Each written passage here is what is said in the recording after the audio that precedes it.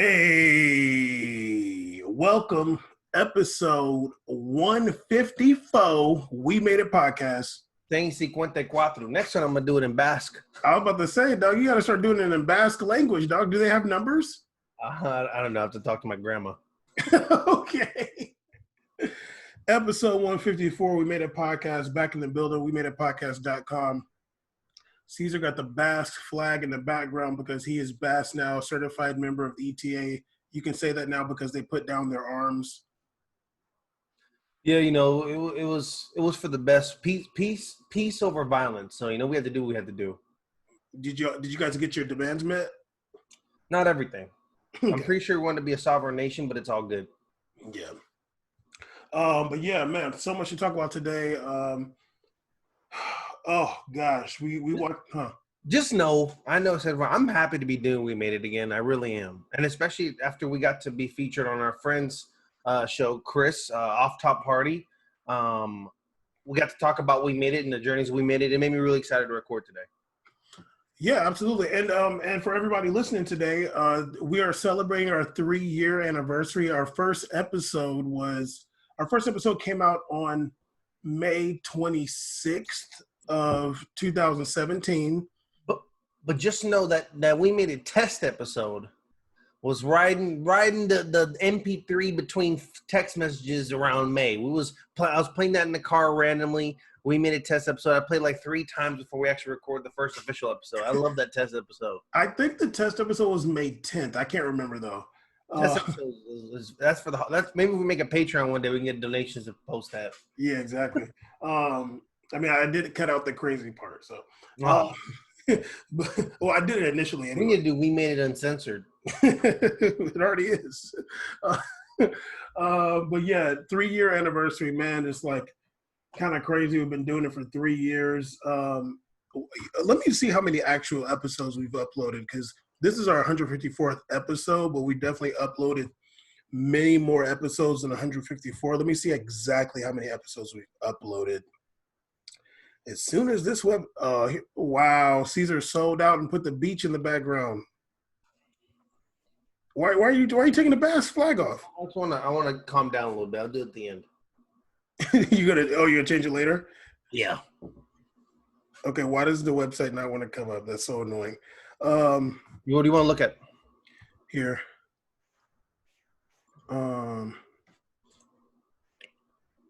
What y'all look at? Oh, never mind. Here, I got it.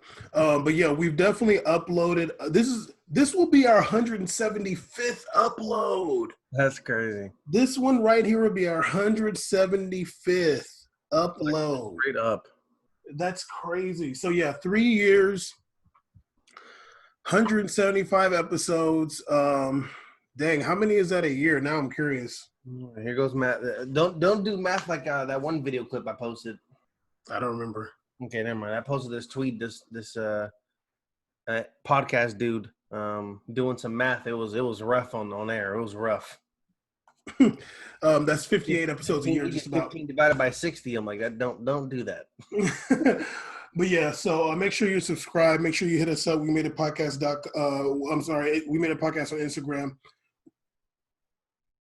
We Made It podcast at gmail.com for any business inquiries. Did you mute it for that or no? Hell yeah. Welcome back. So yeah, today we're going to talk about a lot of stuff. We're going to do the BVB versus Bayern Munich recap. Definitely watched that match. It was great. Of course, we got to do some COVID-19 updates. We're going to have an update on what's going on with the Haitian FA, because we talked about that a few weeks ago. What was going on there? What episode was that? I want to say that was episode 151, actually. Episode 151, we talked about the Haitian FA president charged with sexual misconduct. And so today we have an update on that situation. I have a few questions. Caesar's just looking at the show notes right now. But, no, I'm not. Okay, we haven't looked at them yet. Sorry. Yeah.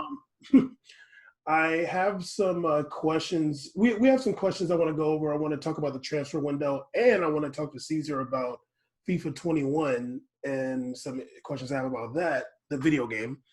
And we're going to talk about Gareth Bale being a crybaby per usual. But since, there's not very much football, let's get into this recap of Bayern, BVB versus Bayern. Played at BVB Stadium. Oh, man, I was excited to watch some Bundesliga. And I definitely Top tier, your favorite league in the world. Definitely busted out another tracker. Last time I did the Weston McConan tracker, it was garbage. But when I watched Schalke versus BVB, I was really excited. I was like, wow, I already knew of this player because Caesar had called him Dawood Beytouni before.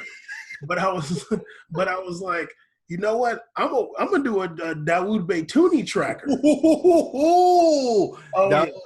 Dawood is officially eclipsed. We made it a rarefied air in the good sense. We have a tracker, and we're trying to see the good. We're not looking for how much of a ball loser he is. We're just looking at how he does as a player. Yeah, I mean, the more ball loser tracker like you like to do. You try and find out the positives. Okay, I've done a ball loss tracker on Neymar. Yeah, because you know how you attack. You know who you elect to attack. You don't do a ball loser tracker on Gareth Bale. You don't do a ball loser tracker on Verratti. But Neymar, you're like, woohoo! Real quick. I mean, Gareth Bale's not really a certified ball loser because he doesn't really get the ball. So. I mean, I'm going to count his right-footed crosses to nobody as ball losers, and I'm going to definitely count his thumbs up as a ball loss too. But I'm trying to think who else I did a ball loser tracker on. I think I did Di Maria before too.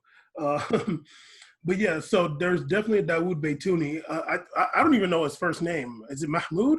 Mahmoud Dawood. Okay, so yeah, so it's Mahmoud Dawood Beytouni. Yeah, Mahmoud Dawood Beytouni tracker. and yeah, and as you can imagine, it's fire. But let's get into the game. Second minute, I was going to do a Hakimi tracker, but I was like, I don't really want to do a tracker on somebody who's basically a fullback. But I definitely end up noting a lot of bad plays. Okay, but definitely next time, I think I'm going to do a Alphonso Davies tracker, but based on a conversation we're going to have. But go ahead. Okay, anyway. In the second minute, I put that Hakimi has already had 2 bad plays in the second minute. Fourth minute, I put that BVB's on Bayern Munich's ass right now. Sometime after Matt Hummels got a yellow card, I put that Thomas Muller needs to go to Serie A. Like, literally, he needs to go to Serie A. Like, that's what he needs to do. Not that he had such a bad game, but, like, it's just you can't do it anymore. I'll say this. I can make jokes all I want about Bundesliga. There's a certain pace to Bundesliga. For sure. There's a certain pace, and it's not necessarily about the team styles, but about the players they have. Some of those teams really do – there's the common generality among Germany is the patient defensive build-up and that kind of half-court, I guess, offense. But these teams in Bundesliga, they legit spend money on players with speed, especially Bayern. Like, Bayern is a team that, they love to get those really fast wingers. Like, they like to get those guys that can move and fullback. So someone like Muller, man, your time is going to run out quick out there unless you're a dude that either predicates on that or you like a Lewandowski that has the other skill set that can help balance out what you're lacking in top speed, like good footwork, good strength and mobility and like positioning. Then it's going to get rough for you out here. And Serie A, I could definitely see Muller like Roma. I could definitely see him out there at Roma, like just doing his thing, Because he's really a cam, and like it's just he's a cam. He's like a cam or like a really really false 9, like a super false. Yeah, similar. Like it's and the game kind of just like got away from him sometimes because like he's more of a stationary player in the sense like Ozil, Coutinho, kind of like you're like or James, like you're a real cam, and like it's hard to have the game go through you unless you're like. I mean, it just depends. Like, but the style doesn't really suit him, especially because they have a lot of fast players. Yeah. And Lewandowski moves a lot more than Muller. Oh yeah. Yeah. Lewandowski, he works. Yeah, for sure. Okay, so then the 16th minute, I put another bad play by Hakimi, and then there was another one in the 21st, 25th, and 40th minute. Oh my God. But then in the 43rd minute, we had a really dope. I'm sorry. You don't think he could walk onto Real Madrid's lineup? Jesus. In the 43rd minute, we had a really dope goal by Joshua Kimmich. Really dope chip outside the box.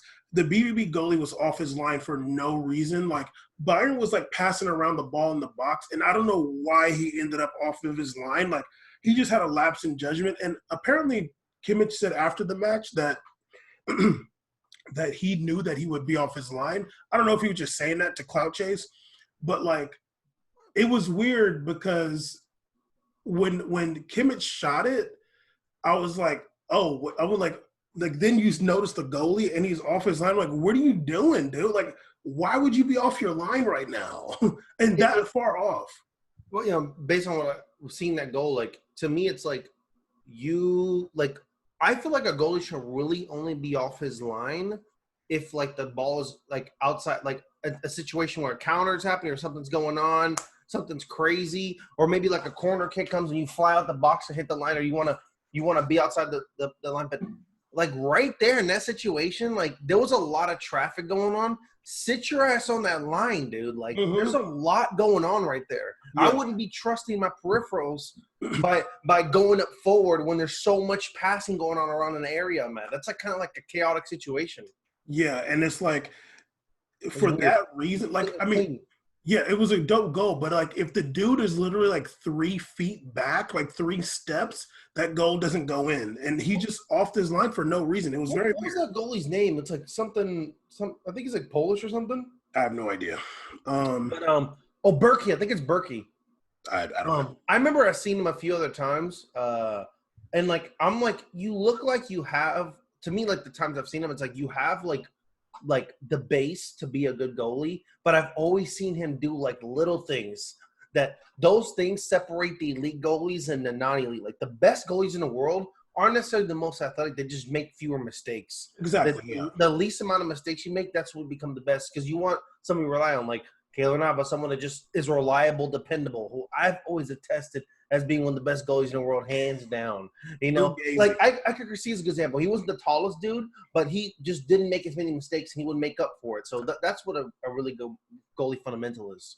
Yeah. So I mean, he's off his line. Kimmich, like Kimmich's goal is like something that a lot of like he's a good player. So good players can shoot a ball like that, but if you're just 3 steps back, like that doesn't go in. It looks cool that he tried it, but it won't go in. And it looked like a goal that you see those goals, you see that shot a lot and it doesn't go in, and you're like, all right, but like that one actually worked. Yeah, and Kimmich won't try that if the dude's off, like on it. If the dude's not off his line, he's not going to try that. You know, the couple times I've seen Kimmich score, I'll say this. It's like his goals are very calculated. Like he doesn't just like he's not like, you know, coming down the field and he's just feeling this rush like Hakeem and he's just shooting the ball. Like he's just shooting it. You know what I mean? Like it looks like he's shooting it, like he knows like it's a high chance I'm going to score this. Yeah, he's a smart player for sure. Yeah, he's really smart. He's a good player. I mean, he followed a good people were ahead of him. You know, they had I think was it Lam? I think Lam was right before him, and those are really good guys that kind of come up your game to be coming up on. You know, like. So that's a good system to start off with. And look at him now shining, honestly. Yeah, I mean, a couple years ago, he did play against Cavani, so I'm sure he learned a lot. Oh, my God. So, yeah, halftime is 1-0. At the half, Jadon Sancho and Emery Chan come on for Julian Brandt and Thomas Delaney for BBB. I put after that Gnabry's been pretty quiet, and he looked a little chunky. 53rd minute, I was like, you can tell that Sancho is not in game shape. I put that in the 53rd minute, and then 55th, then the 63rd, and the 90th minute. Like, you could just tell like he wasn't in game shape. You know what? I didn't want to come at him, but I thought it was really interesting that the last game they chose not to start him. And then I was kind of reading about like some rumors around that like he was doing really poor, like he had done a poor job of keeping him fit. There was rumors going around that he wasn't joining in on the Zoom meetings they were having for like the workouts. And I didn't want to be the dude to like bring down the show because I'm like that could be cap. And then when you're telling me that, I'm like, ooh, the rumors. That might have been real. You could tell like he just was not sharp, and there was like some times where he was like you can tell in his mind he was like, I'm gonna do this move, and it just did not work. Look, I'm not gonna cape for him, but it's him. Like what? That is not surprising to me. Not because of him, because like it's kind of weird, like what we have going on right now, and the expectation that 22 guys are going to be in prime physical form after you took a 60-day break is like kind of ridiculous. So some guys like him who may not have, and it's discipline something, Jay, may not have the same discipline as like a Ronaldo or a Lewandowski or whatever on his team. You can see there's going to be a drop off, or even like you're just going to see a drop off in those players, and you hope that they get back into gear because when you're starting the season back up like this, you don't have a ton of time. Like the time is not on your side. So if you didn't, because if you felt like everything was going to be canceled because we all were just kind of in limbo, what was going on? Some leagues canceled, like Liga. Probably like, you know what? Whatever. I can have these Krispy Kremes. All of a sudden, we start up again. Now you're back on it, and you're playing every 3 days. Dog, you don't have a lot of time. So you got to tell your coach, just put me out there every day, no matter how bad I am. Just put me out there. Put me out there. I need to get out there running. Absolutely not. No, and honestly, like it's really whack because I'm looking at like all these other players and they're in shape, and he's not. Yeah, so honestly, if I was the coach, I'd be really upset because when the thing shut down, you're gonna prime player too. You're gonna tell everybody. You're gonna tell everybody it's like off season. Don't be too reckless. Yeah, that's true. That's true. Because even like when you're on your vacations and stuff, it's not like you can eat 20 burgers. Like no, and that's what I think. That's a while back we talked about it. That's what kind of really bothered me about the Eden Hazard thing about like him, like, oh man, like the pantry like looks real good. Like that bothers me, not because like I don't think it's funny or anything. I just think like you kind of got to be on it no matter what. There shouldn't really be a time for that regardless. Like, I'm sorry. Like if you want to be, you're not just like, oh, you're playing really good in France or whatever. Like if you're starting and you took that number on that jersey at Real Madrid, you gotta just go vegetarian or something, dog. Like you gotta be on this. Like you gotta find out you gotta be premium all the time. Like you told me that story about those PSG chefs that were serving out those cakes and they were like, oh, thank you so much, but they didn't eat them. They don't eat that stuff. They don't eat sugars for real. Like you gotta be that guy. There's literally no excuse. And like when I was watching Sancho, like we're watching also Black Thor and Julian Brandt and Haaland, like they're right on it. Like there's no drop off. Haaland looks in sensation. All of these guys do. They all do. And honestly, it was really like Morgan looks really good. Yeah. It was like on BVB is really just Sancho. Like he's the only one that looks like he's out of shape and he can't get it cracking. And he was the only one who was the top player on that team who didn't start that first game. Yeah. So you would think like that's like like what's going on? I know there was like like they wanted to save him a little bit by talking about injuries, but I'm like, dog, that's not a good look. You need to get on it. Like no, it's there's no excuse. Doesn't send a good message, honestly. Yeah, you're a professional athlete, and even going back a little bit to the Eden Hazard thing, it's like, yeah, like I get it, but like you gotta realize like you're the only player in the media talking like that. Yeah. You're the only one, dude. Especially only one top. Like only one who's you. I mean, you came in to be the best player at Real Madrid. Like that's what we signed you for. Mm-hmm. They didn't come to get you to be the third best or fourth, but you're supposed to be the best. Show why you were worth it. Show why you always wanted to come here. So looking at that donut rolls and Hawaiian sweetbread, that doesn't give everybody assurance because think about this. You just set yourself up for failure because if you have a drop-off, what do we think? You probably was in that pantry. Exactly. So be on it, dude. Yeah, so Sancho was not looking like he was in game shape. But, okay, so that's the first time I really noticed it was the 53rd minute. Now, in the 58th minute, this is the controversy, and I was literally floored. I could not believe it, and I would imagine they did not show this in the highlight package you watched. They did not. In the 58th minute, there was a good shot by BVB that ended up going, like, it got deflected and went out.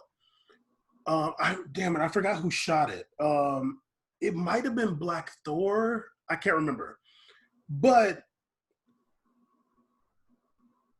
yeah, you over here reading stuff. I ain't going to let you This dude over here looking at all these different screens. I'm catching you right now. You listen to me and I don't say nothing. But go ahead though. No, I don't. You definitely check your phone, but go ahead though. Yeah, but I still listen though. I know you. I was just reading about the Yaya Toure thing. I'll bring up later. Go ahead. Oh, I saw something about him too. Oh, in Brazil. No, I'm getting angry at him. Go ahead. Okay, but anyway, so I forgot who shot it. It was either Black Thor or Holland. I can't remember. But Jerome Boateng, it fell on the ground, and then the ball got deflected out for a corner. Now, when I seen the replay, I was like they showed one angle. I was like, okay, did it even hit anybody? Like, I couldn't even tell that it hit anybody based on like how he fell on the ground. Then they showed it, and the ball literally hit his elbow, and he put it out. Oh, he was on the ground, and he put his elbow out, and it hit his elbow and deflected out. And I was like, oh, that's a penalty. Like, it was in the box. They did not go to VAR. Literally did not go to VAR. He he literally did his elbow out while he was on the ground, and the ball I would have lost it. Like, they called the corner because it hit him. The only part of his body it hit. Then it hit him to get the corner was the elbow? Yeah. Come on, it's a penalty, dog. There's no way. And I was like, they're not gonna go to VAR? Like, I could not believe it. So I'd be watching it on mute usually. So I was like, oh, let me see what the commentators are saying. They didn't say anything. They did not even mention it. I'm like, all the BB players didn't see it. Like, none of them could see it, you know? Yeah. So none of them were like trying to like tell the ref because they couldn't really tell. Yeah. They might have thought it went off his like shoulder or even his head maybe. But it literally went off of his elbow. That's insane. There was no VAR. And I was like, okay, well, I started listening after that to see if they come back to it, like the commentators, like see if they show a replay again. They did not. And I was like, okay, I'm going to watch the post-game commentary to see. But then they didn't have any post-game commentary. They just like went to Colin Cowherd and then nice. And Fox Sports 2 went to Fox Sports 2 went to another Bundesliga. So I was like, damn, dog, like that really sucks for BBB because like it wasn't like they were playing bad, but they deserved an opportunity right there. Yeah, like that would have been that could have been it. You know what I mean? I forgot to say Dawood Beitouni's first half tracker. I forgot. So let me go back to that. Hold on. Okay, so negative plays, I have 0. Positive plays, I got 12. First half, Dawood Beitouni was balling. And he rolls his shorts up into his underwear too. he's a real goon baller. Like he rolled his shorts up, you came out the ball. That's what you're a real baller. He was so good, and it's funny because I kind of fashioned him more like a deep lying. Did he have the tiny socks on again?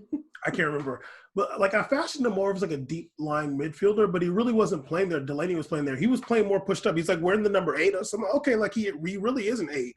Like he's like pushed up more forward, making like all the great passes, just like controls the ball really well. Like he was super solid. You know what I love about that? Like he's literally stepping into injury. I think Witzel's injured, right? Witzel was injured. Witzel played yesterday. One of those guys is injured. One of them guys is injured today. So he's been stepping up in that role, and like that's literally stepping up. Like you're coming into the role and you're playing fantastic. No, he played so well. You want to be able to make that. You want to make it hard for the coach to decide what to do in the future. Like you want to make that decision tough. If it's an easy switch for you, that's when you got to fix your game up. But he just comes in and he's beyond solid. He's creating a great opportunity for them. I mean, a lot of the reason why they destroyed Schalke last time was just his solid playing in midfield, winning those midfield battles. And he's probably part of the main reason why they were able to stay in this game so well today. He's playing so well in midfield. He was super true 8. Yeah, super good. I like him. He did get a yellow card in the 67th minute, but it was not fair at all. In the 70th minute, I put like that Haaland was quiet for a while, but then he was hurt actually. So your boy Giovanni Reina came in. Okay, so they showed somebody coming down off the bench, like coming down to come in. I was like, damn, who is that little kid? I'm like, holy shit, this guy looks like he's 16 years old. And then they were like, oh, Reina. I was like, well, that's him? What the Yeah, hell? some kind of little American kid. I think in my mind, it's funny because in my mind, I was confusing his face with Guerrero's face. Oh. Because when I saw him, I was like, I've never seen this guy's face before. Like, and he also looks like a child with like noodle arms. And he was so basic and just literally worthless in there. That's the second time I've seen him too. I wasn't like blown away by him. Not impressed. He's Claudio Reyna's son. That's why he's literally not impressed at all. Like literally, he was just like playing on the right wing. There was one play where there was like a long, I think Emery Can like switched the ball to him, like a long pass. And I'm like, no cap. I'm watching the ball go. I'm like, I know he's going to miss that. Like, I know he's not going to control it. And sure enough, it bounces and goes right out of bounds. What else happened? At this point, it feels like charity. Oh, no, literally. He was garbage. What's the name? Perisic came on, who I thought that Odriozola broke his ankle. I was like, oh, damn, Perisic it has been a while. It's been a while? Yeah, it's been a while. Okay, because I thought that he broke it. They said Asensio's ready to come back, and that was around the same time Perisic almost died. Odriozola tried to murder him. And then so yeah, what there was oh man, Mario Götze came in. Oh, he was so bad.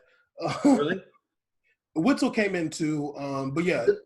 Götze's like the last dude that needs time off before he plays. He needs to be on the game because he be getting chubby real quick. Seriously. So anyway, yeah, Bayern won 1-0. One thing I wanted to mention too about the match itself was it was so loud. Like, it was so loud. There's no fans.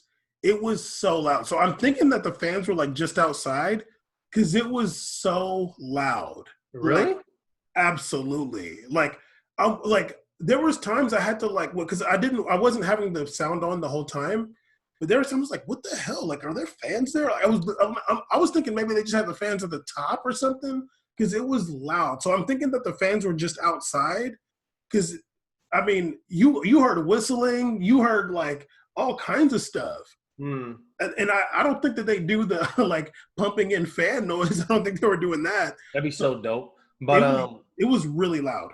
They were. I saw pictures of some like celebrities or something like that at these games, like taking pictures of the players playing. So like I don't know, maybe they seem to be allowed to bring some guests in. I mean, there wasn't really anybody in the stadium, but there was definitely people outside because I can't remember who, but there was like some celebrity who was like on the sidelines for one of those games. So I was like, oh, maybe they have like some guests they're allowing in under some protocol. Yeah, it was really loud. Like it doesn't sound exactly like a regular game. And also, they might have changed the mics this time to like be closer to the sidelines, so you can hear the cheering. And maybe that the mics closer to like the bench areas. So no, it was more than that. Louder there. It was definitely some people that were outside. Maybe they were just like watching on a big screen outside the stadium because it was like. How would you hear that inside though? That's how loud they were. Oh, that's crazy. Yeah, no, it's crazy. But yeah, you said you wanted to say something about Alphonso Davies, the Canadian sensation. Yeah, so Canadian sensation. There was a post BN did saying is he with the best left back in the world right now? And then there was some discussions about him being top 5. Do you have any impressions off of him? I mean, because look, I'll start off first. I like Davies. I think he's talented. You know, I think he's really good.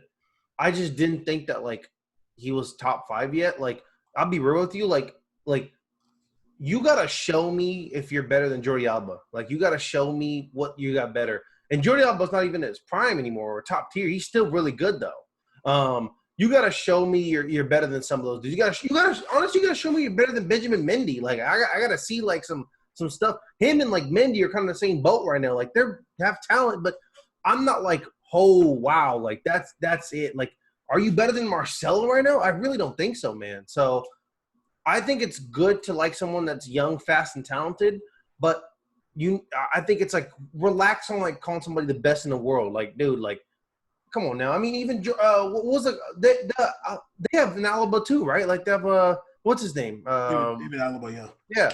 Yeah. Is he better than him already? Like, that's crazy. It's just clout chasing off the young dude. I mean, trying to get Yeah. headlines.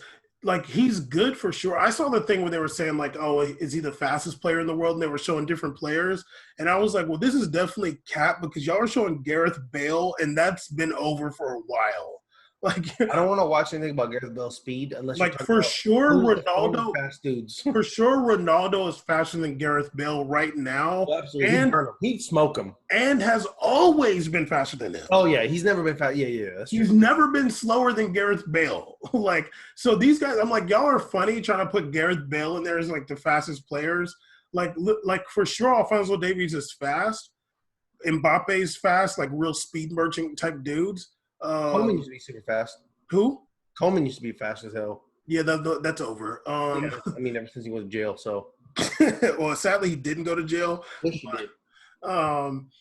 Yeah, like, I mean, he is good, but like, you got to see more of him, and you have to see more of it because honestly, I don't think he wants to be the left back. Like, he wants to play up there on the wing and get it cracking. It sucks because it's kind of hard for him to be up there because they like seem to spend money on players up there, like Perisic. Well, I think he's better than Perisic right now. I think like that's why I thought the Perisic sign was kind of weird. I'm like, why wouldn't you want to give the opportunity to Davies? But I think Alba's still injured. So no, Alaba is playing center back. Yeah, it's really weird. I don't know what they got going on over there, but like, I would think that you would want to put Davies in that position but getting to Perisic, that kind of just delays that like advancement into Davies in the front line. Well, the who started this match was Gnabry, Lewandowski, and Homan. Yeah, Homan. Alphonso Davies, like, I mean, he's still young, so like it's fine. Yeah. Like you still got time to like ease him into the matches. He's young as hell. Yeah. Yeah, Gnabry is definitely better than him. I mean, they could be upside the field though. That's cool. Yeah, Kingsley Homan, like I don't know, like maybe I think he had that one break. It's been over since that 1 year. He was ridiculous. Yeah, but like also you got to think of the coach. Like the coach is gonna know like who to trust more. You know what I mean? Like because like maybe Davies has like more talent and more skills, but like who you're gonna trust in certain moments, it might be somebody older. Yeah, the coach could be like, I know what I can get from Coleman, and then right now Davies up there is like a wild card, and I don't want to roll wild cards. And Davies in the back line might just be more solid for them right now. So yeah, and like as far as defensively, like he didn't do a whole lot defensively for me, but like maybe he just didn't really need to, but he's solid. Like yeah, you know how it is. Good. I think he's really good. I think he has all the talent in the world myself. Also, I'm like, damn, top already. That's super. Like dog, like I haven't even seen you like do things in Champions League for me to say that. Like I feel like I got to see you on that stage. You feel me? Like I want to see you on the stage. Are you better than regular? Are you better than on the regular? I don't think so. Like Regulon is filthy. They're just, you know how they do. They just trying to create headlines and get a bunch of comments. They must have forgot last year when Regulon was starting for Real on the regular. He was out there putting in work when Marcelo was injured. Yeah, it's really not even like it's just to get comments and like I agree for somebody to be like, oh, Messi's a better left back. But like I said, I think he's super talented. I'm not ready to crown him yet. Like that's not in one season. Like I'm gonna be like, yeah, that guy's like top 5. Like no, especially not playing for Bayern. Like when Bayern beat the dog shit out of Tottenham, it was like 7-2 or something like that. It wasn't Alphonso Davies' show. It was Gnabry and Lewandowski. So like you would think like, okay, if he's one of them like top 5 type players, like that game, I think Gnabry, Kimmich, and Lewandowski scored. You would think like he would have gotten in the mix, and not to say like he has to, but if anything, you ain't gonna start talking about somebody being top 5 if in a 7-2 or whatever thrashing, it wasn't his show. You know what I mean? Yeah. So I mean that's just a major media being major media. But anyway, I think Bayern is 7 points ahead of BVB now. So unless the season ends up getting canceled from the second wave, they're probably gonna win the league. That would have been a big opportunity for BVB to really make up that space. That sucks. Yeah. But who knows? I mean, we'll see. Anyway, getting up to this COVID-19 updates, La Liga has put out their schedule. They're saying that the games are going to start. They're saying that games can be played from the week commencing June 8th. So I think they're going to start trying to play June 12th, which is a Friday. And yeah, like they got, I think it's like 10 match weeks left. They got pretty much the whole, there's 11 match weeks left. So yeah, it looks like in about a couple weeks, we're going to be having a La Liga back. Oh, I'm so excited for that. Yeah. Whoa. I don't think EPL is going to come back in that time because they just started training, but it seems like Spain's been training for a little bit. I'm sure there's going to be a lot of rusty players too. I'm actually curious about Eden Hazard. I don't know if he's still injured or what, but that'll be interesting. Yeah, I wonder who's gonna get cleared for Real Madrid. I'm really interested to see who's cleared for that. I know there was talking about like they wanted to clear James and Asensio, so I want to see what the deal is. I really want to see those guys back out there. So we'll see. Yeah, and speaking of what's the name? Real Madrid, we will definitely be talking about Gareth Bale later too. Okay. And also with there was an article I just saw before we started recording. I guess there was some more positive COVID-19 tests in England, like in the Premier League. I don't know if there were players or not, but I don't know if that's going to derail the situation. But the Lyon president, he's really salty, which I can understand. And he's saying that he sent a letter to Emmanuel Macron, the Prime Minister of France, saying that they should restart the league. Like, they got to reconsider the termination of the season. He said that French football would face an unprecedented economic and social crisis. He said the Bundesliga will resume matches on May 16th. Spain will resume matches on June 8th. Italy, Russia, and Portugal have resumed collective training, and England is working on a resumption after June 19th. How can France not be degraded very quickly and see its professional football devalued? He's also saying that because I guess France is announcing easing of restrictions on June 2nd. So he said, could we imagine that June 2nd is also a great opportunity to rectify the mistake concerning French football and to allow, with the health protocol used everywhere, a gradual resumption of training, and why not a resumption of the 2019-2020 season over the months of July or August. I honestly, I feel for him. Like, it just is really, really whack that they terminated the season, in my opinion. At least right now it looks whack, unless like right now it's whack unless there's a big second wave in the other countries and they got to end up terminating. So they haven't been vindicated yet, but I feel for him because Lyon, based on what they did, Lyon is not in Europe next season. And I mean, for him, he's like, damn, dude, like, I really got the short end of the stick. And also, there was a guy who used to work for Lyon. I feel like he might be affiliated with Liverpool right now, or he was also affiliated with Liverpool. And this is what we didn't talk like last week, a couple weeks ago. He said that PSG and Marseille influenced that decision to try to keep Lyon out of Europe next season. Like, they did it to like screw over Lyon. So that's cute. But so the thing is it only makes it worse because he's sitting at home watching Bundesliga games like we are. And it's like, damn, that's messed up. They're able to play and we can't, and they're not even that far from us. Because we have teams in Germany too, like Strasbourg. So Strasbourg probably like, why can't we play? All our neighbors are, all our homies are playing.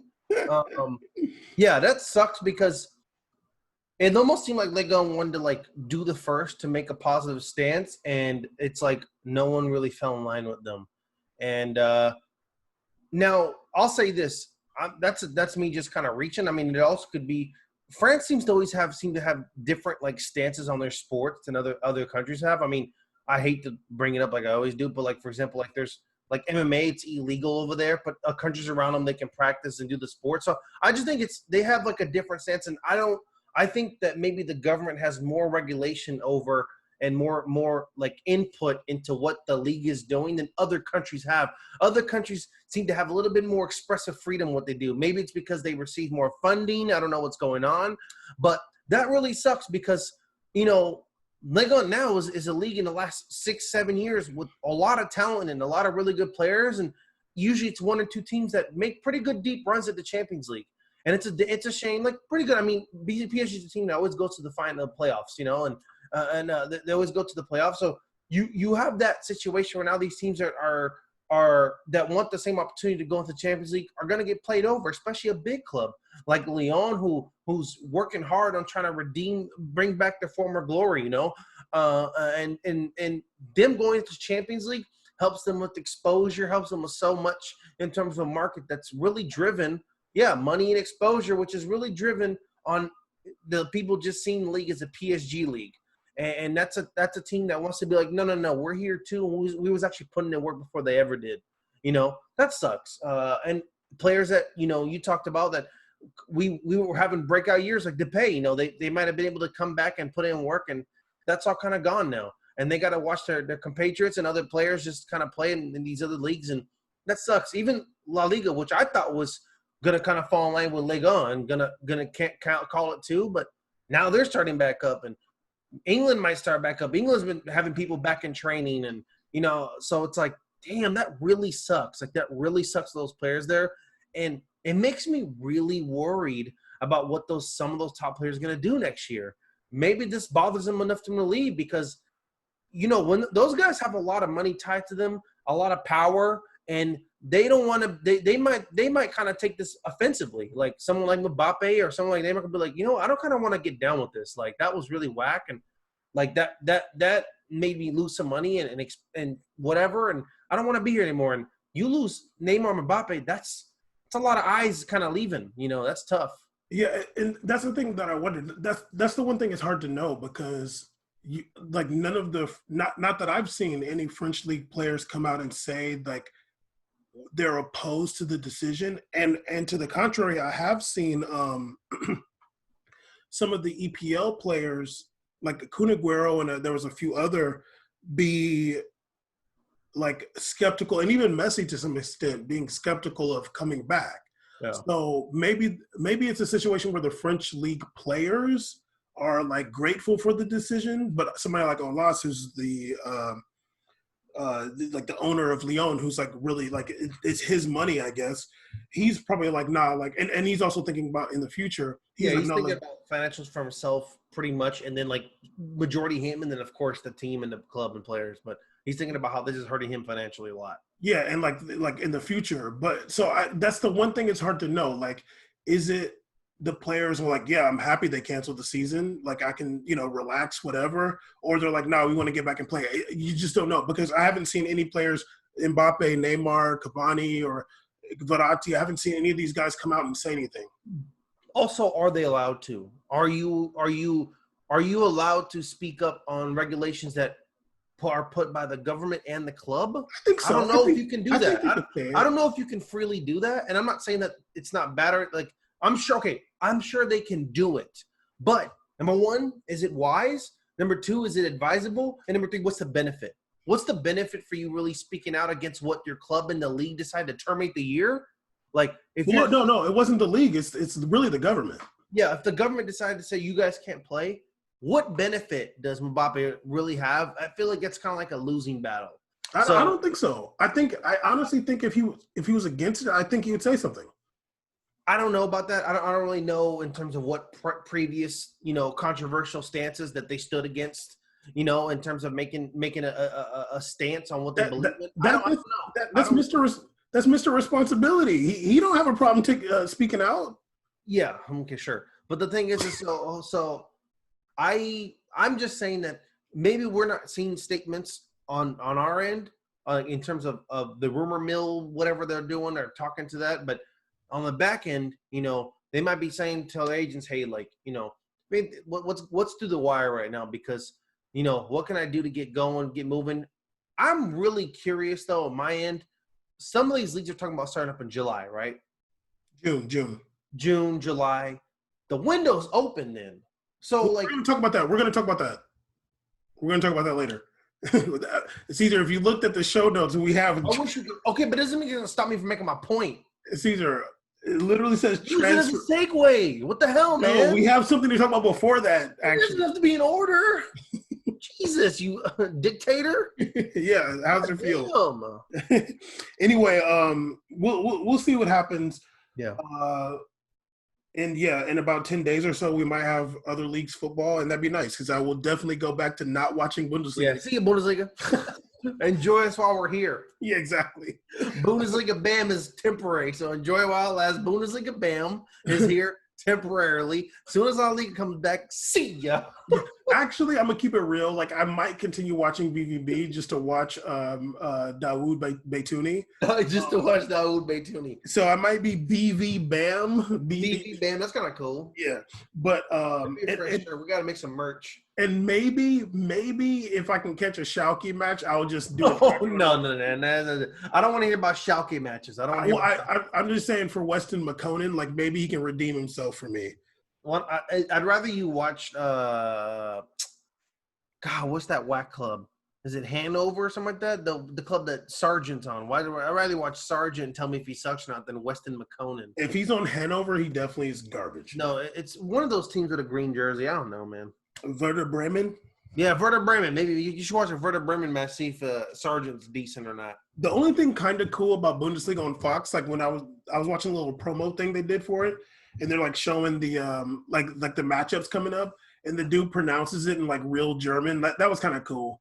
That's cool. And the Bundesliga, like Bundesliga USA, like media department, I think they do a pretty good job. And in comparison to like what other leagues do for just a USA transition, like France does a dope stuff with the music. You said the highlight package.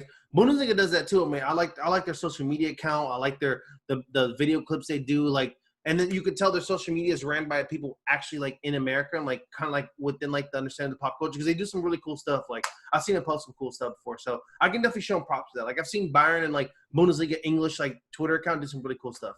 They probably had some MMA stuff. That's why you like it. That's literally not at all what I saw, but cool, man. Okay, you know what? You got issues.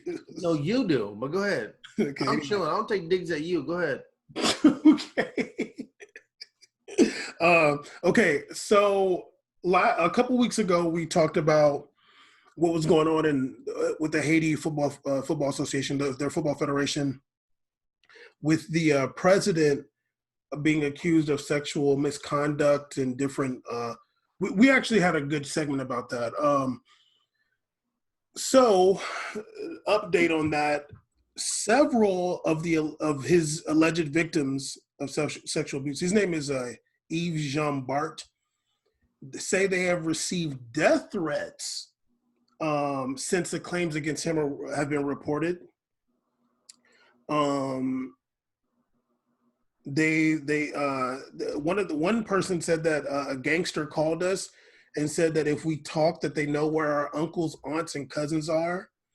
A former coach who worked at the their training center said that they forced some of the players to say good things about the president because otherwise they will attack family members living in Haiti. Jesus Christ! Seriously, one of a former national team player who came forward said that Jean Bart attempted to rape her and that he's fathered some children of her teammates. She said that he's a criminal, and she said that she's one of his victims. And if he knows, basically she like wants to be like remained anonymous, basically like saying like if he knows that you talked out, that it'll be a nightmare for you. God damn. She said that he tried to rape me when I was at the center. He slept with some of my friends. He also has children with some of the girls. She said it's very complicated for us there. And it's not only about sexual abuse, but also moral abuse, economic abuse, everything. That man has ruined my life. There's a lot here in this article. And then after a lot of this stuff came out, he's now been suspended for 90 days by FIFA, and they're going to conduct like a further investigation. And there's a lot. They're saying that some of the mothers of his children were minors when they were when he got them pregnant. So yeah, I mean, hopefully we see this guy in handcuffs soon. He sounds like a straight up mob boss, criminal, rapist, crazy person. And the suspension, this 90-day suspension, hopefully, I mean, who knows if we'll see him in handcuffs, but at the very least, hopefully it can get him out of that position and like reform the Haitian Women's Football Federation. Yeah, that kind of breaks my heart.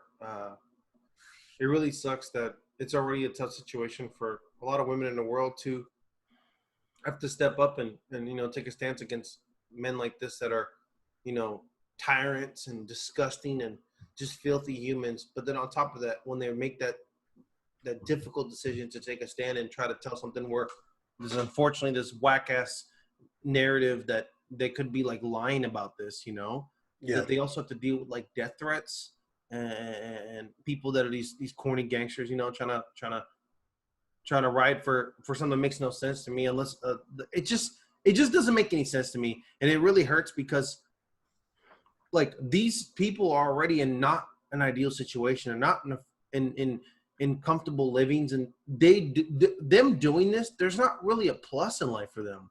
They're not going to get a ton of money. They're not going to be living life lavishly. They're women in Haiti, like, and it's not an easy country to have a great life in. So they're already having a hard time. So this only makes it tougher for them. And the fact that they have to, some of them that probably will even have to reconsider what they said just based upon being fearful, not for themselves, but for their family. Dude, that's horrific. And if he's even tied to any of that, like he should do life in prison. Like it really sucks. And I really hope that, justice comes through to this, a thorough investigation is done. Regardless of even an investigation being done after suspension, get him out there in general, because no matter what happens, any job you have in the world, if you're affiliated to any of this, you lose your job. Unless of course you're corporate, whatever, dude. But any other normal situation, you lose your job. So you don't deserve that position. You're taking advantage of these people who, you're taking advantage of human beings, and it's disgusting. So I hope that the justice is served and they can move forward. And maybe after this, they should take steps towards doing like a really cool rebuild process, like a rebuilding of the Haitian FA in terms of the women's division, and talk about like empowerment programs and all things they can do to like rally some positive energy and good assistance, and like maybe like psychology or anything to help these women to bounce back. And it'd be a really cool story. Maybe even like the FA, the FIFA can do some kind of partnership to get some of these teams to play with other bigger clubs just to get them exposure and travel, and it'd just be good. I think it'd be good bounce back for humanity if they do something better out of this. Also, honestly, it's just a big indictment on FIFA as an organization, because, you're dealing with a big international organization, and you should have measures in place where players can, anonymously reach out to FIFA and say, like, speak about what's going on. They're talking about this dude. Yeah, this dude's been in that position for a long time.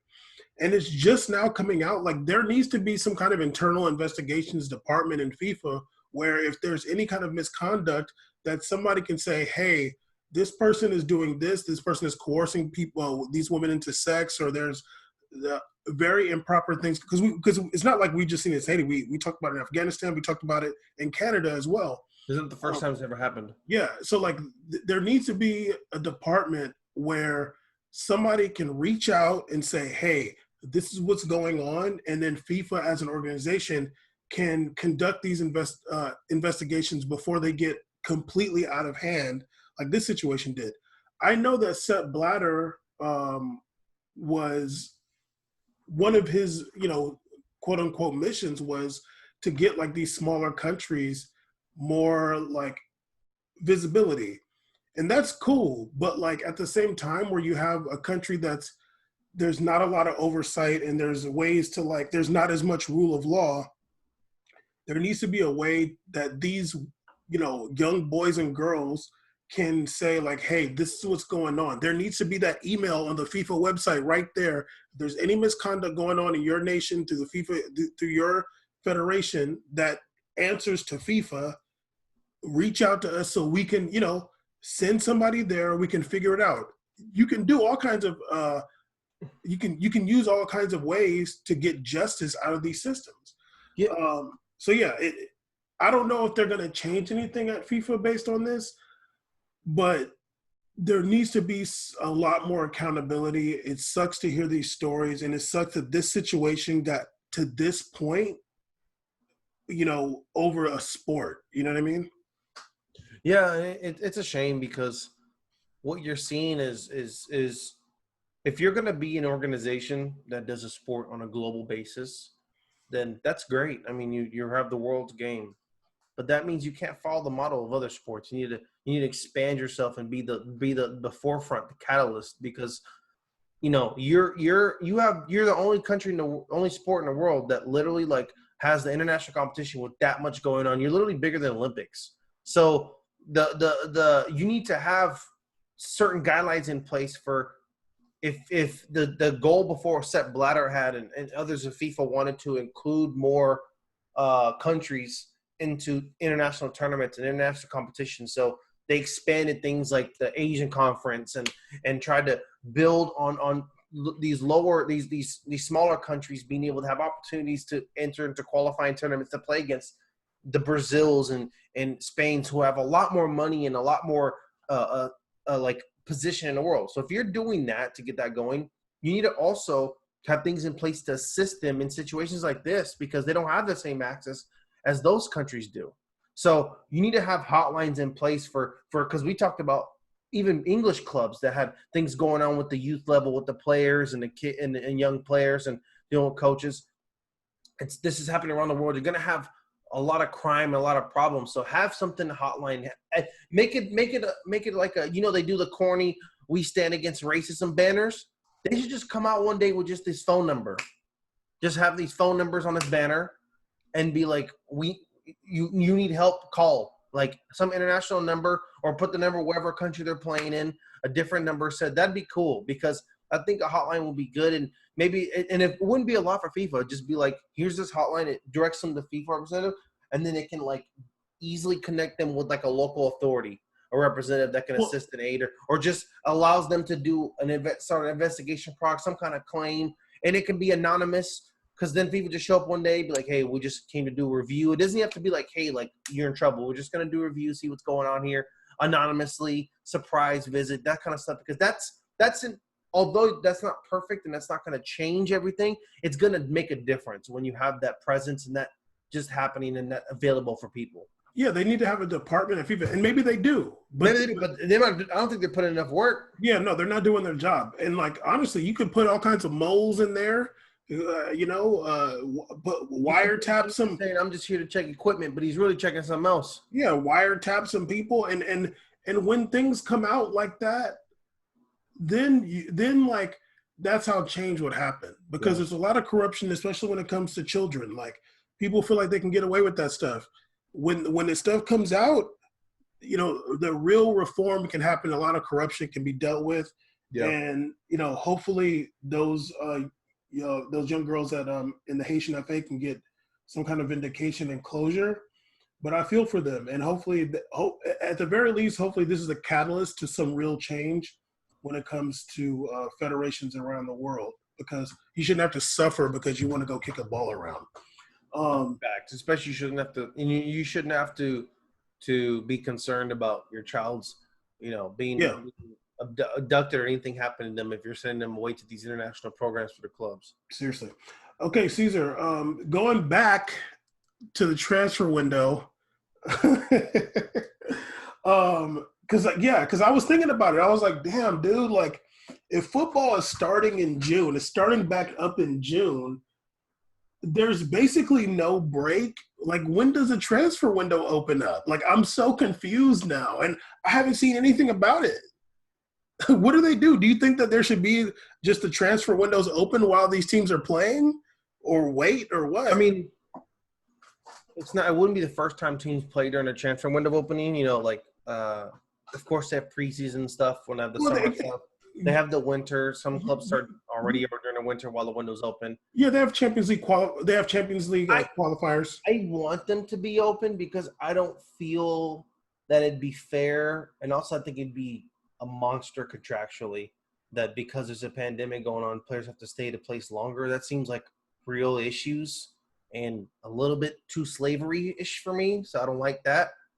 So I think it should be open. It's just weird. It's weird, and it makes me think that some people might be leaving. I think weird. moves are going to happen, but it's just weird. Like, you talking about June and July, I'm like, damn. August. August. Like, June, July is the big transfer time, and you're going to have some people playing, like, big La Liga games in July. Like, first of all, like, whoa, like, what if someone major comes through the pipes? Like, what happens? Like, you just start them off and get them playing? Caesar, even like Champions League, like they're talking about playing Champions League in August. Like, when is the transfer window open? Like, or maybe like because basically I think like what they're trying to say or do is like, look, the break was now. Like, your vacation was now. Like, during the pandemic. Obviously, it's not ideal. You couldn't do a damn thing, but at the same time, you couldn't get injured either or get tired. Exactly. So that's when your break was, and like we're starting the season in June, and like we're just gonna basically go through. I think what'll happen is like I think what they're gonna try to do is finish Champions League like mid-August, do like 2 weeks, and then just start everything back up. Now, at least start off with the qualifiers for Champions League. They're not going to do qualifiers for Champions League. They already said they're not. Yeah. So what I'm thinking now, this is another option. If they finish Champions League like August 15th or so, and they're trying to start back the leagues in September, maybe just be like, look, those 2 weeks, get all your transfers done. Yeah. That would be great. That'd be great, but it's not going to happen. I think that the thing with the transfer window, I think it should. Though. I think you leave the transfer window as is, because that's an easy fix when time goes by, because you're only talking about how things start up in August, right? So all you have to do is this window right now is kind of buck wild. It's a wild window right now, but by December, January, you're good. Like, you're good. You're already flowing. You're probably going to have their schedules kind of set up again by December, January. Remember, there's only 2 windows a year. So you only have to sacrifice the craziness of one window, and then you'll get back to the normal running things after this is over. So I think this one, just kind of leave it as is. Like, if y'all want to do this, if you're a club that because remember, these clubs have the unless of course there's a buyout clause, these clubs kind of have the authority to accept or decline any kind of purchase for a player. So unless you're like willing to move and take these risks, fine. But normally, you want to just I think if you just let this one go, it'll just like the calendar will just fix itself in time. But the only thing is, like, the teams, like the year for the contracts ends in June. So like, a player that's like at the end of their contract, or players, or like, let's say you have one more year in your contract, like that's the time to re-up or like transfer. But you didn't get, like, the team didn't get all their games from you. You know what I mean? Like, there's still like 10 more games that they're supposed to get out of you. So it'll be an interesting situation. Like, is like, for example, like a player in Italy and a player like between Italy and Spain, like they're basically going to start up at the same time. Or let's say like a Sadio Mane, they're talking about him going to either Real Madrid, Barcelona, whatever. Like, is it fair for him to move during the real transfer window when like he wouldn't have been able to move while he still had games to play? Like, I think I don't know about fair. I mean, like, what I feel like would be better for the teams, at least, and for the players, I feel like, is if they just end the season, whenever they end the season, like the last Champions League match, just a 2 week transfer window. Because even with transfer window, like, we always get annoyed because just like, dude, you're taking too long. Just get the business done. But first of all, it's not gonna work like that. But like, we can't. How you know? We can't speed them to make it faster. Okay, first of all, hold on. They make it a pain because they want to do that, because there's all kind of crap we don't know about. They make it a pain, so they're not gonna be like, oh, now let's work harder to get these deals started. Okay, they're not gonna do that shit. Either how you know what they're gonna do? They're monsters. They don't want to do that stuff to make it easier on us. They don't want to do that. No, I'm not saying about easier on us. I'm just saying, like, on the teams as well. Like, how you gonna have a player in England or Italy or Spain when they're playing right now leave during when contractually they're still supposed to be obligated to their team. Okay, but you're saying like, oh, like how's it fair for Sadio Mane? Like a Sadio Mane to come in. Let's say a Sadio Mane. Let's say the team. Huh? And the team. But then it's not. But you can't. It can't like some things be fair and some not because it's like, what about the players in France? Like, what about Lyon that doesn't even get to play in Champions League next year? Where are they sitting at? But what I'm saying is fair. Just do it at the end of the last Champions League match, and they're probably only going to get 2 weeks before they start the season back up. You get a 2-week transfer window, man. I don't know, man. That seems tough.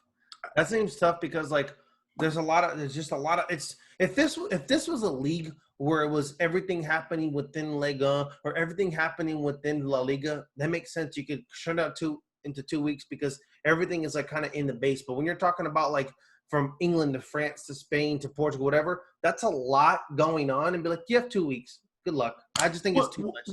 Well, the thing is, I mean, it's not like all the negotiation happens within those 2 weeks. People negotiating now. They're already talking about. But how much negotiation do you really want to do when a player's either actively playing, when a player can get injured? There's too much risk involved. That's what I'm saying. But to equate that into 2 weeks to make that final decision is rough when you could just do it within the 2-month window of someone playing or whatever. That seems a little more comfortable because within that 2-month window, at any point you could grab him. But when you have a 2-week window, you have this whole point, and then boom, I can take him now or not. Like that's what it seems like. Just grab him. No, because it's like, I've been negotiating, and then boom, I can take him, and it's only in this 2-week window we can make the final decision. But in the 2-month window, at any point he can go. Well, it's not that you can make the final decision. I'm just saying the trend because I just saw something today. They said that Alex Telles is going to PSG. Like they already negotiated. Negotiations happen throughout the season. And actually, I'm tripping because you can actually get someone ahead of time. Yeah. And have it set up so they can leave when that window opens. But I mean, like the guy could normally leave already, but now he has to wait until this 2-week window opens to leave. Because you're waiting till the off season is what I'm saying. Like. I don't like the. Is that off season for everybody or just Champions League? No. So this is what like obviously we still don't know everything, but what it seems like they're going to do. These teams are going to be playing out their last 10, 11 weeks, and they're going to be doing Champions League within that as well. They're talking about ending Champions League in August. I'm assuming they won't go to like the end of August. Let's say like beginning or middle August at the most. Mm-hmm. If they ended the last game of Champions League is August 15th or so, they're not gonna start up the leagues. They're gonna start them up in September, like they have to. I say let all the transfers happen within that off season. Like let them just go ahead and happen then, instead of doing it while players are still like fighting for championships. You know what I mean? Like it'll be like imagine like Barcelona and Real Madrid being able to go get Holland, it's still during the actual season, like I don't know. I don't disagree with you necessarily. Of course not. You agree with me. But I'm playing devil's advocate because I think at the same time, I think that I don't think that the 2-month window is a bad thing either.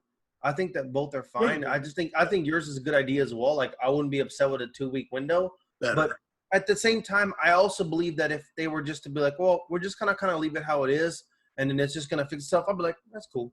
Well, it's either you want madness to happen because you're a media guy now. Are you dumb? Madness is happening. What do you think? Everything's chill vibes only? Okay, please don't. I don't know why you're hurling out insults now. I mean, you're attacking me saying you want madness to happen? Okay, I don't know why I gotta be dumb for that. I don't know why I gotta be wanting chaos. I'm a peace lover. I got a corgi on my shirt. Okay, anyway, you're being mean and attacking me. I don't need this. Jesus. But yeah, if they just say, okay, June 1st, windows open, do what you want, yeah, it'll be insane. And yeah, like it gives us more to talk about for sure. I'm just thinking about like what's better for humanity. Unlike you want to call people dumb and, just be violent. Huh? Just you. Damn, doubling down. Anyway, okay. Also, FIFA 21 is supposed to come out in October. No. FIFA always comes out the last Friday of September. Oh, excuse me. Oh, so far off. I mean, I'm not supposed to have been playing this game for 21 years. I'm not supposed to know when it comes out. I mean, dang, I'm so far off. So basically, it's like usually it should be like September 25th, I believe. This guy, I said October. My bad. I was 3 days off. My bad. You're just taking things personal because you have emotional issues. September 25th, yeah, looks like a good date. Okay. Anyway, do you think that they're like? I'm wondering about FIFA 21. Like, the whole damn second half of the season got wrecked. Who knows what's going to happen with the transfer window? Like, who knows? Like, do you think what's happened is going to affect FIFA 21 at all, or not really? I think that if we were talking about this in 2012, I agree something would have happened. I think that the biggest change for video games, especially sports games, I think around 2014, they started having live updates. Yeah, that's right. Live roster updates. I think that's what really helped the game like grow, because you would get a game in September and then NBA or whatever sport you're playing, some big trade will happen, but the guy is still on the team, so you have to like manually move him over, and it just wouldn't feel right. Now that they have the live roster changes, and you can do that, and I think that's helped them a lot. I think the bigger concern for me was that EA had a lot less workers working during all this, and then they made a statement saying that FIFA will not get affected. It's still going to be released at the same time. So that just tells me they're going to be releasing to me the same goddamn game as last year, with 3 changes, which is really infuriating. I think they'll be rolling out the same damn game, because I think everybody notices the last 3 years there's been no real graphics change. That'd be cool if the graphics are like 2010 graphics. I mean, they're not that bad, but they're definitely the same graphics the last couple years. So I don't think they're going to be making any changes there. And what everybody asks every single year is for changes to career mode. Changes to career mode. Last year they had a full year to make changes. You know what they did to change career mode?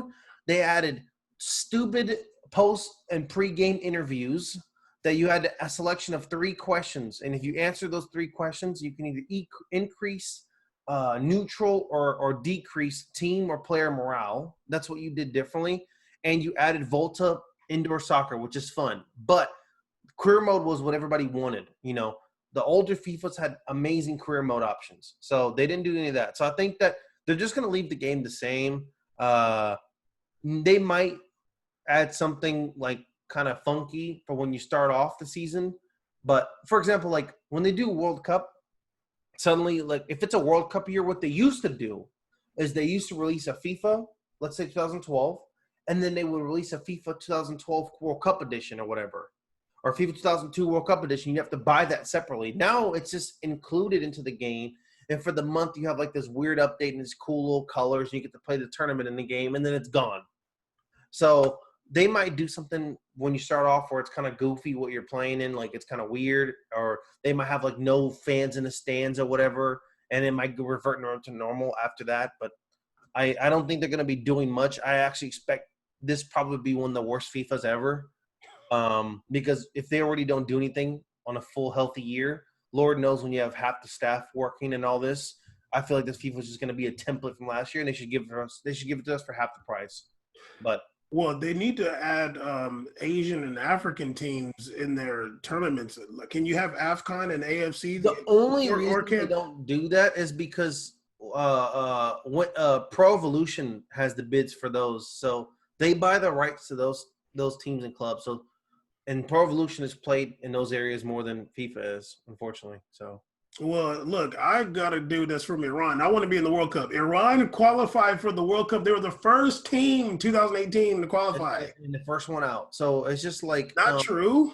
Look, this guy's racist. I got to be dumb and you got to be racist. Okay. That's what makes the show great, man. So me being dumb and you being racist? Yeah. Keep saying it.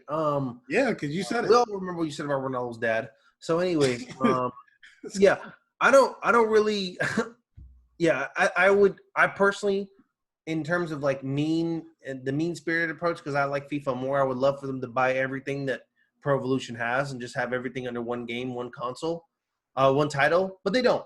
And like, for example, like they have Brazilian League, a few of the clubs, but none of the clubs have any players' names on it because all those clubs are also on the other game, but they have the trademarks to the players' names. So it's kind of already weird. Yeah. Well, I'm done, but we you said very. This guy. I don't know how you live with yourself. I live great, actually. You're right, because you get to insult people. Okay, so just to wrap it up, I do want to talk about Gareth Bale. Did you see his quote or no? Yeah, about golfing? Yeah, go ahead. No, not this. Not golf. This was even better. Oh, God. Obviously, we've already done the deep dive on Gareth Bale. Like, Gareth Bale is just literally capped, like 100%. This is what this dude said in his recent interview on some dude's show. On some dude. Eric Enders Lang or something. He said, I've had 80,000 people in the stadium whistling me because I haven't played well. I just don't get it. You would expect if you're not having a good time on the pitch, you would expect your fans to get behind you and try and make you do better because it will make them happy. But it seems to be that they do the opposite. They just whistle you, which consequently makes you feel worse. You lose your confidence, and then you play worse, which is going to make them even more upset. Now, Gareth, like I'm reading that and I'm like, okay, dog, like you haven't had a good game for a long time. You had a Champions League final where you scored 2 goals, and they were both lucky. They were spectacular, but they were lucky. You haven't had a good game, for a minute. And we already did the deep dive. You're uncommitted. You're talking about, because I haven't had a good game. You haven't had a good game in forever. They're whistling you because you're eating up salary. Like, I can't believe that this dude literally went this whole season and you're saying this quote now. Like, those fans aren't dumb. They're fans of the team. They're real supporters. They know that you add nothing to the team and you eating up 500 racks a week. They want better. They want a better player. It ain't because, like, you're allowed to be sensitive, but they whistled Ronaldo before. They whistled Benz before. These guys are showing up, and you're whack and garbage, man. Even though I'm dumb, I can see that. I just want to say that that's one of the most sus comments of all time. It's like every time he has an opportunity, he just knows how to just make himself look more and more weak and whack as fuck to me personally. I'm sorry. First of all, it's really cute for you to want to come out and talk trash about how the fans are treating you when we're going to have games with no fans. Whoop-de-doo. Good job, buddy, because you know damn well they can't whistle you because no one's going to be there. So that's great. That's great, Gareth Bale. Good for you. Now I'm talking right now. That's good for you, Gareth Bale. I'm glad that you can come with the heat, knowing that you don't have to face those fans again that are going to hate this comment for a while. That's good. It's good to be able to talk when someone can't be there to press you for it. That's lovely. Second of all, the one time you ever balled out in your life was the 2 lucky goals. Then, after you did that, after you showed the world that, oh, yeah, I'm slower now and stuff, that's great. I can't read that. Jesus. After you showed the world you're slower and weaker now, you decided this is an excellent stage after winning a 3-peat. Let me go talk about how I feel like I was wronged. Let me go out and talk about how I got played. I should have played more. I didn't like the situation. Let me revisit my future. This was the moment during a celebration you felt it was important to address your concerns and issues. So why do you think that the fan base is going to rally behind someone that when things are going good, you have an issue what's going on around you, and when things are going bad, you're disinterested, unmotivated, and you have more of a passion to go golf and do memes? What do you want us to do? What do you want us to do? You play like ass and we got to kiss your feet. You play good, and we're supposed to understand why you're frustrated. The world has never worked like this in history. The only time that's worked like that, if you're a spoiled brat, that's when things work like that for you. So, for the beginning, you were this hot commodity. You didn't leave. When you were bad, we tried to throw you away to China. No one wanted to pay for it. So I don't understand what he wants. No one wants you to play for them. And if they wanted you, they didn't want to pay you the money that, unfortunately, the club is paying for you to be here. So I don't know what he wants in life. I don't know what he wants right now. Either he's been paid too much and life has been too good, and he hasn't been able – it sounds like to me you haven't had to work in a minute. That's the issue. You haven't had to work. You've been chilling at the best club in the world, or one of the best clubs, and life's been great. You haven't had to be at Tottenham where it's been scrug and coach changes and dudes like Nolan Bale coming up and Son making you – every time they coming in making you look whack as hell. You haven't had to do that. You've been chilling. And all you have to do in Real Madrid is just take an injury break and pretend like you're hurt and then go golfing on weekends. So it looks like life's been really good for you, and that's unfortunate because you're making way too much money and you've had way too many really good moments in the past Real Madrid to become this dude now. I used to be riding the flag for him, waving the Gareth Bale flag, saying that y'all got to relax. Like, he's talented. And no, that time is up, and you won't even accept it yourself. It's weak as hell. Like you said, Ronaldo's been booed. Everybody's been booed. Isco's been booed and told to get the hell out before, and they should trade him in the past, and he's risen above time and time and again. You have constant examples within your club, even Ramos. Time and time again, examples in your club of players that have been felt like the fans have turned on them. But what they do, they keep working through the adversity, and they're beloved again. If you can't follow the model of people around you, you need to go somewhere, dog, or retire. Go retire. Retire. Also, even like when you're saying like after that Champions League final when he scored those goals and he's like, oh, I should have been playing more.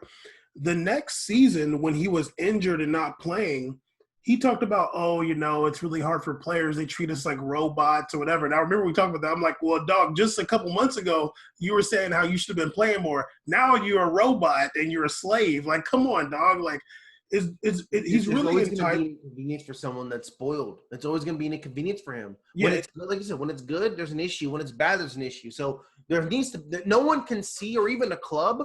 It's not even a language barrier. The club can't see what to do with you. They don't know what situation makes Gareth Bale smile other than when he's not around and he's golfing with his buddies. Then he's happy. When he's playing for the Wales national team, it's all good. You don't want to be here, so go, dog. Yeah, it is. The thing is like – the thing is, it's like the thing that'll make it better is if you play better, and he comes on the pitch and he does not perform. So it's like the team is going to want you there and things are going to go well if you're playing well. He doesn't play well. So it's like, okay, you're just going to like, what are you upset about? And then, this last transfer window, nobody wanted you, dude. Like, nobody. There was no offers. It was literally just China, and China does not pay transfer fees. So Real's like, why? Like, Real's like, hey man, we spent a lot of effing money on this guy. Not only $100 million to just get him here, but we're paying him a stupid amount every year in wages. So we got to get something back for this hot commodity that his agent is claiming that he is, and they can't even keep their own stories consistent because the agent's saying one thing and Bale saying that. That's a whole ass mess over there. And even this narrative with Gareth Bale, who has had moments, but like absolutely, like he's had moments, but like there's been obviously I haven't watched him his whole time at Real Madrid, but like in the last 5 years or so, there hasn't been like a lot of games where it's like, wow, he really balled out. There's been a few. Even the moments, the way that is characterized is like, oh, like, Gareth Bale did this thing, but it's not, but yeah, also got to qualify that. If there was who was on the bench, maybe there was another player that could have done that too. You know what I mean? Like, they're like, oh, the goal he scored in Copa del Rey, whatever. I'm like, yeah, but like, it wasn't like this is the only guy that could do that. Like, maybe there was somebody, maybe Morata probably could have done that too. You know what I mean? It wasn't like he's like some sensational player. Like, he's the inspiration that's like making you win these amazing games. Like, no, that's been Ronaldo. Since Ronaldo's left, obviously, we all saw the whole media saying, wow, Ronaldo's gone. It's time for Gareth Bale to shine. It did not happen. Huh. No, go ahead. Sorry. No, go ahead. Like the last time, even in that breakout year you showed when we did the deep dive, I believe it was like 2015 or 14 that he like had like his best year. And that was like 22 goals, something like that, or 20 goals, whatever you have in the calendar year. Gareth Bale, the last time I remember looking at Gareth Bale and going every single week I go, man, like this dude comes in and it's issues. That was like 2013, dog. 2014. Exactly. That was the first year. When he was in the first year when they had Di Maria, they had that team, and Ronaldo, everybody, I was like, man, like this team is already filthy with someone like Di Maria out there. Now you have Gareth Bale that comes in. That's a real problem the teams to deal with. That's the last time I felt that. Ever since then, he's been the kingpin of every other week. It's something. So when you're a player that I don't look at, like even a Benzema, even if he's not scoring, a Benzema will be like, he can any minute now it can be an issue. Like he's that guy. Vinicius Jr. is even a guy you go, he's out there and he can cause something. He can create something no matter what. I haven't said that about Gareth Bale in so long. Even in that year we won, it was an anomaly what he pulled off. It was a wormhole had appeared. I was like, whoa. First of all, you shoot this rocket shot from 50 yards away, and the whack-ass goalie can't even catch a damn punt. He can't catch a punt, and it drops into the goal. That was the most lucky goal of all time. And then you do a bicycle kick goal off the heels of what Ronaldo did to kick Juve out, which was a sensational one. Like that was an amazing performance the week before. You do one too. So it's like these were amazing. His didn't even look like it was supposed to happen. It looked like he just threw his leg in there and it was lucky the contact happened. It wasn't like crisp. So look, that everyone was just shocked as you were, Gareth Bale, that those things happened that day. Everyone was like, wow, man, whoa, like that was amazing. Caesar, every year, Bale. I'm not going to deep dive this dude because no, of course. He was FIFA has a World 11 team, right? Every year, kind of like all NBA does. Since 2013, Gareth Bale has dropped on the teams list every season. Of course. Was second, 2013, second team. Then 14, 15, he was 13. Then 15, he was fourth team. Then 16, 2016, he was third again, which he kind of had that resurgence year again. And then 2017, he was 15 in the list. And he hasn't been on a team since. Yeah. He has not been included in a world team 2017. So everyone needs to admit in the circle that they're still riding the wave off his Instagram clips from when we used to have the shoulder stripes on the jersey. It's been a long time, buddy. It's been years. Last year, it was supposed to be his club. This was for him. I was like, all right, man, well, now you can't say shit. It's all for you. It's Ronaldo's gone. The 7 jersey we're trying to give to Mariano, we don't know what to do. So here, take it. Take the throne. Caesar, what did you do? He scored 14 goals all season. Ronaldo left off of, I believe it was a third. I think it was like a 44 goal year or some stupid number he left on. And coming off a 3-peat. You step in and you give us 14 goals. Well, actually, I'm gonna say 11 because I think 3 of those were in the Club World Cup. Yeah, you probably played in the RM Cup, and you probably got some goals in RM Copa, which is great. You played against Frankfurt. That's awesome. But like, I just don't understand. Like, when is the point where, like, I get a lot of people hate Real Madrid. Fine, that's cool because I hate like Barcelona. That's great. But I'm even willing to admit, like, if the same situation was happening at Barcelona, for example, like maybe like a Bale, which is kind of a weird situation. Suarez. Even Suarez, I empathize knowing that it's true. Like, for example, like the recent thing where Luis Suarez out there, Loki telling Lautaro Martinez, like, he's not ready for this league yet. That's just you being selfish. Like, you don't want to lose your spot. Like, that's not a recognition of the team. Someone like Gareth Bale, what he's doing, if that was happening over there, I'd be like, yo, like, he ain't done nothing in a long time. He's just collecting checks over there. Mm-hmm. And we don't want him. No one else wants him. If we were so lucky to have him, he would have been gone. this Man U crap that they make up would have been happened? Because Man U, Lord knows they would have needed that. You're going to tell me Man U didn't need him? Are you kidding me? Are you kidding me right now? They would have been needed him. So it's all cap. Yes. I've been done with him. He can keep going to the media and talking about, I don't know what's wrong. Everybody's mad about me playing golf. It's not everybody's mad at you playing golf. You don't get to do that after you get to make jokes about it. You don't get to do that when you with your little Welsh buddies and it's cool and everybody can speak your foreign medieval language together and you're hanging out. And stuff. That's fine. But the only times you want to talk trash is when you're away from everybody or you're in Wales and you want to talk about the fans when the fans can come to games. That, to me, that says a lot to you about your character. Good for you, buddy. You're willing to be all comfortable running that mouth when things are convenient for you to do it. That's great. Keep it up. Also, even with the Wales thing, because they always say, oh, he shows up for Wales, he plays for Wales. I'm like, yeah, but there's no pressure on Wales. Wales has no pressure, man. Wales ain't been to no World Cup. You don't have pressure, dude. Of course you can go show up. That's not hard to be the best. I mean, even though I don't even think he's the best player for Wales, I think Aaron Ramsey and Joe Allen are. But, yeah, you can go up to Wales and show up. There's no pressure. Real Madrid, there's a lot of pressure, and he don't take it. No, it's weird to me. You know what? I'm sure he would. I'm sure part of him. I'm sure the best situation for him go play at Swansea, something like that. Go be comfortable. Go have a good time, kicking in your homeland and a good time. But you know why you don't want to go there? Because they're not paying what we're paying. They're not paying that, and also Real Madrid's not going to send you over there because they're not going to pay for it. So it's like you need to just put in the work that you can because you're 30. You have another. If you just turn 31, he's 31. If you adapted your game, changed it up, maybe try to work your game more centrally, fix it up. You could get another 3 solid years in and just put in work, but you don't want to do that. You're doing stuff that I don't feel like you're contributing to keeping your personal health in, and your attitude is not showing otherwise. So at this point, it just becomes an annoyance. Yeah, he's garbage.